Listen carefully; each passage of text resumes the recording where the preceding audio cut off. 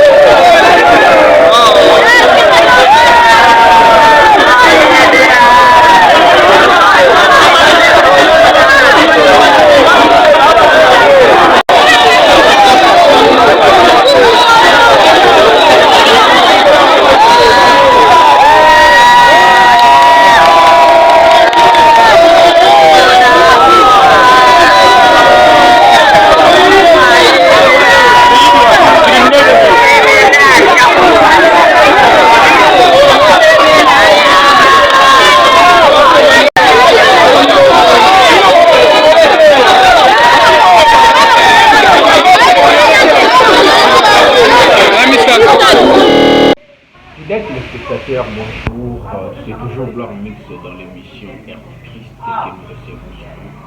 les pasteurs, les prophètes, les apôtres, les corps de Christ, les hommes dédiés et autres. Air du Christ na biso ya lelo toyaki esika oyo wapi prophète Gauthier oyo bomesana komona na bili azolekisa retraite na ye bisika oyo wapi azosolola na nzambe na ye toyaki koasiste toyaki koluka ye toyaki kosolola na ye par rapport ya makambo oyo basololaki na nzambe po ezali oyo nzambe alobelaka azali moto oyo nzambe alakisaka banzela azali moto oyo nzambe apesaka badirective oyo esungaka bato oyo esungaka mabota balonga na mikakatano balonga na pasi bayeba nzela nzambe bamakaki na mosala monene na mongo afula na bepole de prière bana mongo afula bayebi na rekwado mazaki kozwa ku moko boye par rapport ya bakolo lupango toza na bango na Kinshasa lelo sikoyo toyeko ye na retraite mpona bozwa basango na ye po mingi botunaki nga limwe boye ndenge nini eske atiki mosala ya nzambe eske akomi akende kobeta na martyre to ndenge nini te akende kobeta na martyre te ya kobeta na bawalesa azaka mta nzambe abeta ye na fere te voilà tozosola na ye toyeba nini oyo abombeli biso actualité na ye eza nini. En fait, Gauthier, bonjour. Au retour de l'angon, Mouté Libota, l'Ancolo et l'Andayo. En tout cas, bonjour Papa Langa, Nzamba Pamukayoko, au salut déplacement. Merci. Oya Kota Langa, et si quand nous allons en route Chaba, avenue Lukambo, numéro 38, direction Chaba, place la côte prière, une semaine, ensemble la Kaka pour l'Amboka Langa. Pour la Mona Kike Mboka, Zo Kene Namakambe Bele. Donc, Nzamba Tazata, le Belakanga pour l'Amboka, le Belakanga Mingi pour l'Amboka Langa. Yamana qui n'a pas ta prière il y a une semaine parce que moi c'est là qui n'a pas réalité belé pour surtout dans le monde spiritualité il y a la réclama qui faut pas donc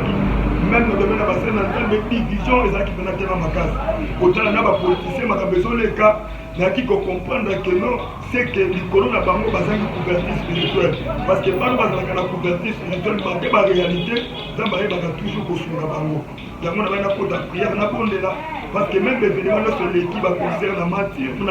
la campagne, donc na comprendre que ça qui nous il fallait que nzamba sunga pe mboka na biso kimia ezala toujours na Congo la paix. Vraiment merci nayebi ke Ren Masando qui en Allemagne bazo landayo bazo lando ko bato lokola ba qui sensible bazo lando lokola na bato lokola ba Veziko na Belgique ba BBC na Belgique bazo landayo na Olivière tolingito ye babanda okoti retraite oyo ya une semaine lelo to komi déjà na mikolo boni bando bandi prière. Donc lelo na loba déjà 5e jour on a ça déjà la prière. Voilà, 5e jour déjà, donc tu es dans le colonie, balé pour clôturer. Nous sommes nini o nzambe alobelio, nini o nzamba lakisio pour namboka oyo. Est-ce que nzambe déjà lobelio bien nan nzamba ya nolite? Nzamba ebisinga tous les peuples congolais bozala na voix ya authentique. 2023 oyo ezaki na ba réalité ebele.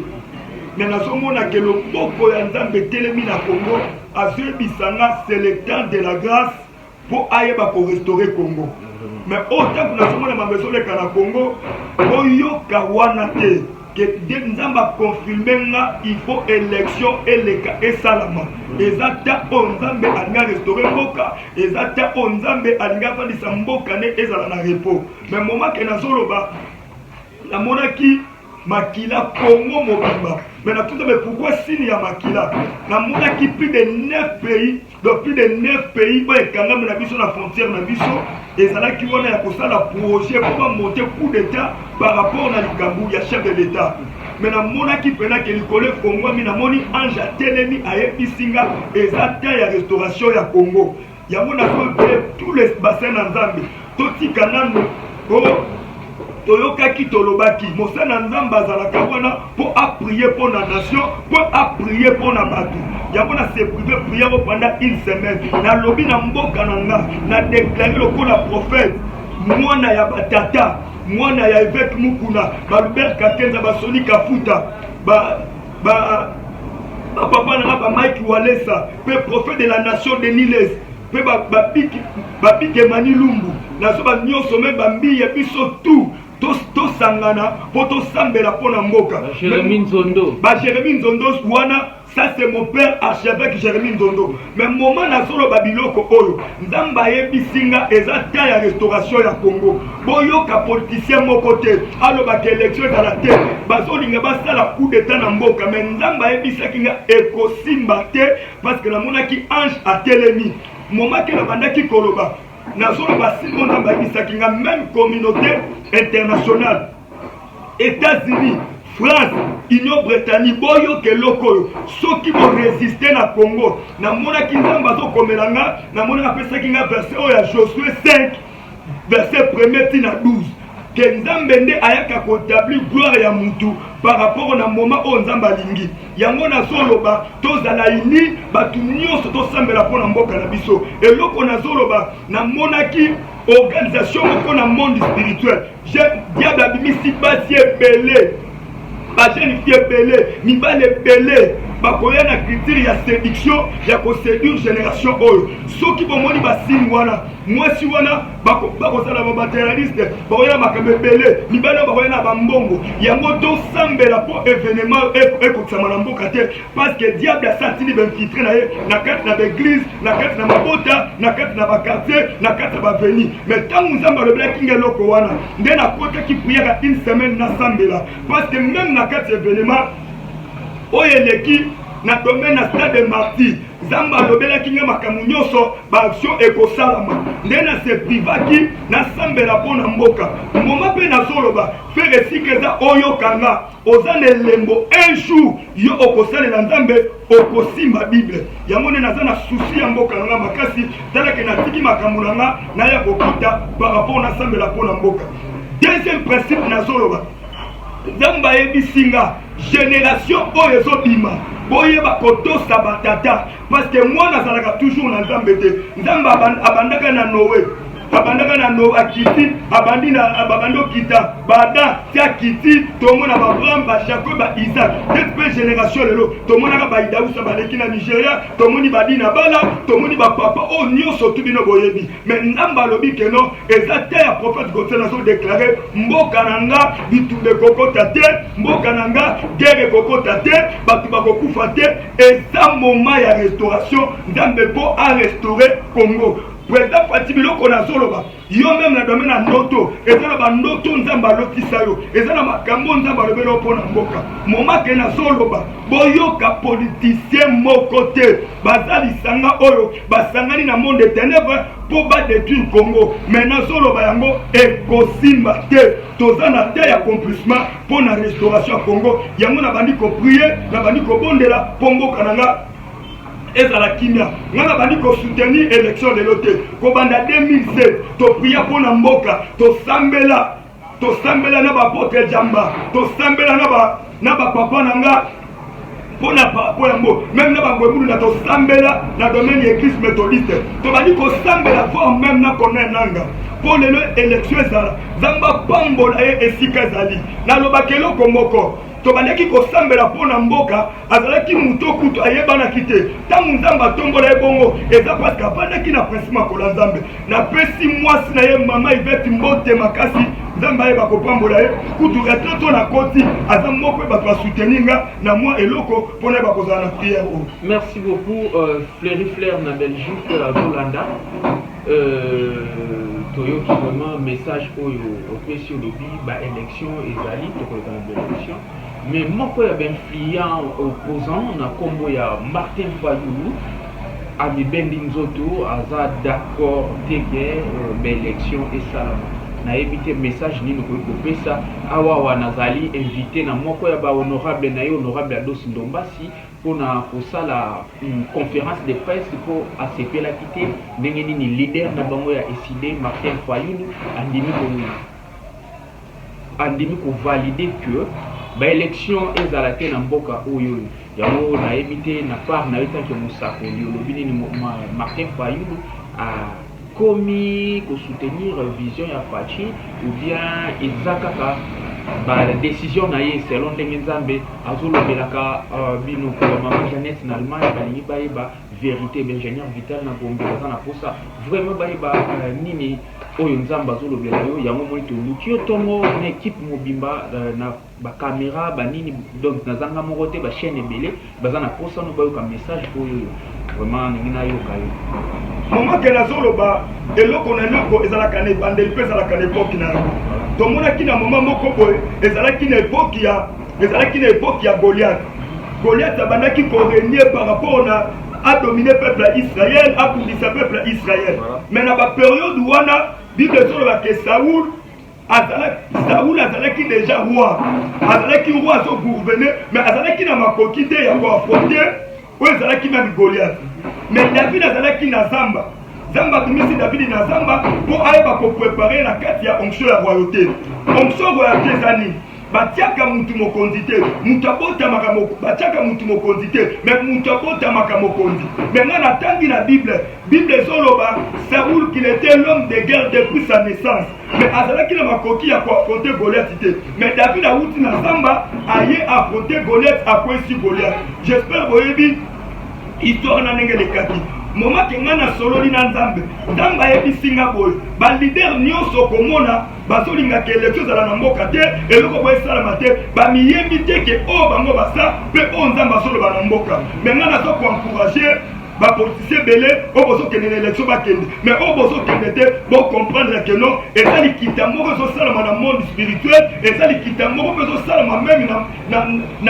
na monde physique po ba ko détruire mais peuple congolais na bendio matoi lokola mwana mboka tondima ke élection ezala po mboka na biso ezala na kimia lokola pe toza na carte ya démocratie mutu na mutu asa libre tanga ko boya tanga ko ndima. Donc c'est ça, tout le monde qui même David, Saoul a fait des bundeli na ye. Alinga la tabe David a dit na mesali na moté. Zango épargné na maboka ouf, a épargné na maboka lion. Mais ceux qui vont tellement même parcours à chef de l'état makamnenge leki, pour comprendre que ça faut on za bazo menaye. biso pe na mamanze tokutana mambo ebele bitumba mais tangi na comprendre vision nanga na banda toujours na makolo nzambe tala ndenge naza mona archevêque Jérémie Ndondo c'était grand renommé na ville ya Kinshasa aza na plus de 1000 églises na ville ya communauté mais siko parmi ceux qui plus de 2000 serviteurs mais prophète du côté Tilola Bouyaka et ça parce que la comprendre vision nanga ya mona so sambe les codes de prière tozo sambe la pona mboka élection et ko salama na Congo l'espace que nzamba lobi toza na temps où il faut restaurer Congo. Voilà, merci. Comme il chité, avant de chiter, il était en France, Rita On Love, Azolanda Bisso, vous allez en posa, il y a émission où maman Judith nous écoute, maman Bokoko. En fait, nous avons mis mon pied dans ma cambouille en boca, mais nous avons fait un mboka. Nous avons mis dans la politique, na makambo ba konzi. Pour na yaki koyoka on pose un message au Nzambe alobela kio, il faut to comme ça on anda kwa ba konzi bai ba nini oyo Nzambe alobela kio. Lelo ozo soutenir vision ya président Félix Antoine Tshisekedi. Voilà tout ce monde en mboka et yena makambo beli mabe. Tout sentir le phénomène Koulouna et Mati Lelo bazoteka ba sexe ya bana mibali na $5,000 sexe ya bana basi $10,000 bazoteka ba reine na ba million kaka na kata Congo na biso oyo Lelo naza na ba image je vais illustrer ça dans cette émission baouti ko kanga mutu na tike kasi ko to filmer awawa akimi na bana batu bana bauti classe à côté comme na mutuka akimi na bango enlever bango donc phénomène enlèvement comme ma casse tu dois côté na ketch ou bâtir drogue tu connais ça oui bien ou bien na éviter li pépé wani koko za la nini est-ce que ça mi pépé o ya gouvernement et bazo bundi ça ka mboka ou bien eza ba science et mathématiques kasi na mboka rapport à tout ça non interview avant makambo et les kaya l'élection tunanga par rapport à l'école de prière j'espère expliquer tout makambo ne sonde kozala pourquoi makambo ne kozala donc il soucie la communauté internationale et ça na projet moko bazo sala pour Congo et ça la détruit yango nazobenda matoi ya peuple congolais pour réussir na makambo nzambe pour ozala na kati ya contact na domaine spiritualité il faut yeba oni nzambe azolobela yo mais na tamu muke na ndenge biloko ne bandi na ndenge pe kosila nango donc moment nazoloba peuple congolais nazo soutenir ni vision ya chef de l'état ni vision ya bakonzi mais nazoba o nzambe yebisinga donc veiller pona mboka na biso ndenge libota na Israël balelaki nzambe yebisi bango nga na bimisi bango na Egypte batiki nga pona nini mais lokola bino boleli bolukinga na kiti pona kango la bino nzamba présentaki bango Moïse voilà nzamba présentaki Moïse mais les mêmes bible so sabiso que non Moïse a kufi nzamba ye ko rétablir Josué na trône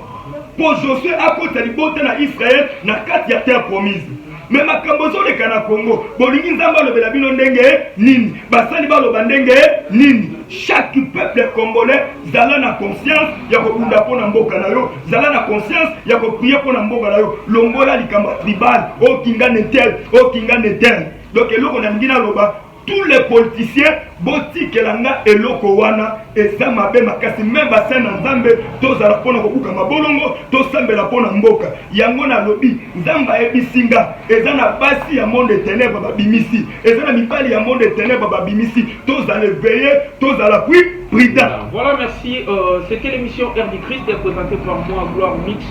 Petit frère propre et maman Jeannette Mpanda qui n'a pas dit Allemagne Bundes au Talimon à moi sur Kumisi Nzambe. Vraiment, moi, c'est qui toque le rôle à maman Jeannette et n'a pas si babote en Allemagne, Yona. Libota Mubimba, ya kuna sécurité no Mubimba. Na pesi bambote. C'était l'émission Air du Christ, comme je viens de dire. J'étais avec prophète Gauthier sur ce plateau. Nalini kaka na loba boye, prophète Gauthier. Ya yo ratakali. Soko solo na nzambe ndenga ko lobi ndenge salamaka. Lelo tomoni ba fiche partout. Papa Kamundwale sana kati ya martyr. Na éviter okozala na martyr ou bien vision wana akofute ou bien eza vraiment normal que makambwana ekosimba caméra okomata mukie ozabiso na hauteur voilà en tout cas na pesi le patriarche de Congo comme Albert Nani comme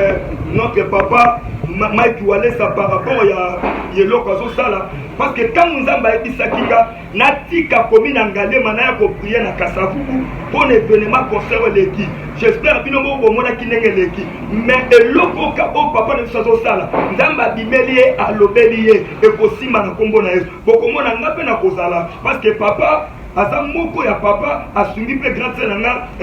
avocat Belinda na bandaki kokende kuna azoprie mpona papa comme isini naza na mwana nanga moko na intercession mimi aza na message ya kabundu alesa par rapport makambo oyo nzambe alobela ye yango tozosamba nga nazosambela kutu mpo nango ekoresi mpe tokozala kuna mpona kolobela mpona mboka mpe tosambela mpona mboka. Voilà, merci prophète Gauthier, félicitations. Mbote Mimi, vraiment Mbote Mimi, mission kitoko.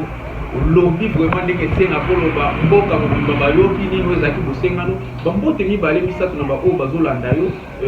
na message pour na ba fille na ba garçon ya école de prière. En tout cas na pesi nanu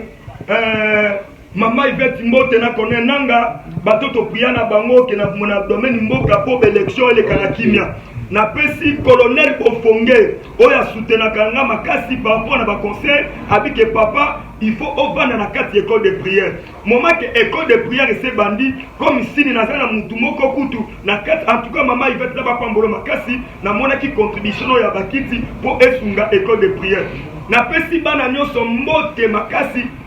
o baza na kati école de prière nayebisaki bino makambo eza en coulisse tobandi koprépare yango sikoyo mpo ebima ndeti na bino to nazoloba tobandaki déjà baintercession tozosambela mpo na mboka me nazalaki sirki na lopango moko boye ngai nalobi na bando kofuta ota paster ana apesi fois 5 mama wana bibi ote papa nzambe albeso papa talobi mama soko oboyaki olingo oyebisanga te me ntango azwi kaka mbongo wana navandi na butu naleli nzambe abimela bosali boye mpo na nini. Après cela, balobelinga papa bandoki ya contre wana basangani balingaki te ke yoza la place wana mais ye atale limbongo mais tangu na longo wana ka pendant une semaine na suka na direction commune wana to bandaki d'intercession to sala mais bientôt là tozo lancer action moka munene na route ba ipasse kota cité va bokomona na koloba na kosakola pona mboka en tout cas na pesi famille milandu mbote makasi na kasa na matonge pe famille mobimba o bazala Kasavubu o bazolanda prophète Gauthier dans le moment na pesi bino mbote makasi na pesi bana nanga nyonso mbote pe bebe nanga pour dessiner mbote na yebi dessiner bonjour eza époque ya nzambe école de prière eza bien todo se préparer pour nzambe aza lokumu nzambe ya Israël pe nzambe Congo nzambe batata apambola na Congo na Yesu. Voilà, c'était l'émission Air du Christ présentée par moi, votre frère Gloire Mix. J'étais avec prophète Gauthier sur ce plateau de Jeannette Kinam TV. Je suis à la fin de cette émission, que Dieu vous bénisse. Derrière la caméra, c'était mon frère Grandi. On a été aidé par les grands DJ de la place. Le nom viendra même après quelques temps. Voilà, je vous aime beaucoup, je vous salue, prenez bien soin de vous, partagez cette émission massivement, veuillez vous abonner sur Jeannette Kinam TV. Il y a plusieurs chaînes qui attendent Prophète Gauthier pour faire l'interview, pour passer à l'interview. Il est l'homme du moment, bah tu belé bazo zélé qu'on avait interview vraiment. Ngane ko kangatour na ngango koki nati kabino na pesi bambote na chanteur français André Boukassa na France, na pesi bambote na Gilbert Toulé qui na Bruxelles, na pesi bambote na Rita Onlo, na pesi mbote famille à prophète Gauthier. Vraiment merci na famille Mbaya, tout le monde a une balance. Ah,